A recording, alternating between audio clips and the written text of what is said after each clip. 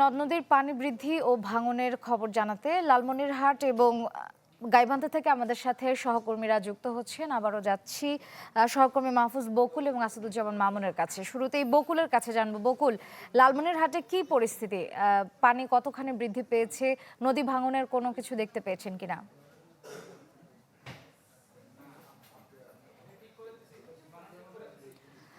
দর্শক দুঃখিত, আমরা আবারও একটি যান্ত্রিক গোলযোগের মধ্যে পড়েছি। এবারে আমরা গাইবান্ধায় চলে যাচ্ছি। আসাদুজ্জামান মামুন আছেন সেখানে। মামুন, কি পরিস্থিতি সেখানে আমাদেরকে জানাবেন? নদী ভাঙনের কোনো খবর আছে কিনা?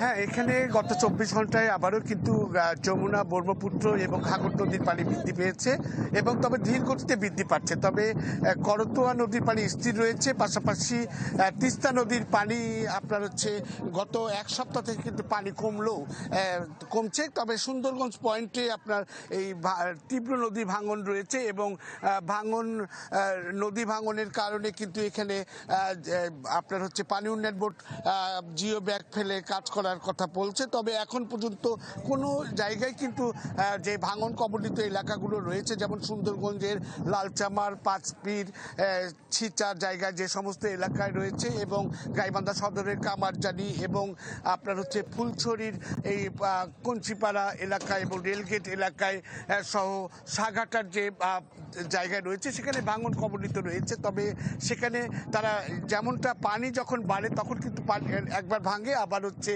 যখন পানি কমতে থাকে তখন কিন্তু আর একবার ভাঙে। তো মানুষজনের যে নদীর তীরবর্তী যে মানুষজন রয়েছে তারা কিন্তু বলছেন যে ভাঙন স্থায়ীভাবে তারা ভাঙনের প্রতিরোধ চায়। ফার্ম ফ্রেশ পাস্তুরিত তরল দুধ, পাশাপাশি আজও কিন্তু ২৪ ঘন্টায় যেটা পানি উন্নয়ন বোর্ডের কন্ট্রোল রুম থেকে জানতে পেরেছি, তারা বলছে যে যমুনা, ব্রহ্মপুত্র এবং ঘাঘর নদীর কিন্তু পানি আজও বৃদ্ধি পাচ্ছে, তবে ধীর গতিতে কিন্তু বৃদ্ধি পাচ্ছে। গত ৪ দিন থেকে বা এক সপ্তাহ থেকে যে দ্রুত বেগে যে পানি বৃদ্ধিটা হচ্ছিল সেটা কিন্তু এখন সেভাবে বাড়ছে না, তবে কিন্তু আজকেও পানি বৃদ্ধি রয়েছে। পাশাপাশি ভাঙন কবলিত এলাকাগুলোতে কিন্তু মানুষজন বাড়িঘর সরিয়ে নিচ্ছে, তারা খোলা আকাশের নিচে জীবনযাপন করছে, মানবতরভাবে জীবনযাপন করছে। অনেকের সাথে কথা বলে আমি যেটা জানতে পেরেছি, তারা বলেছেন যে তাদের জন্য এখানে ভাঙন কবলিত এলাকায় পানি জিও ব্যাগ, বালির বস্তা ফেলে বা বোল্ডার ফেলে কিন্তু প্রতিরোধের চেষ্টা করা হয়। এমনটি ছিল এখানকার খবর। ধন্যবাদ মামুন।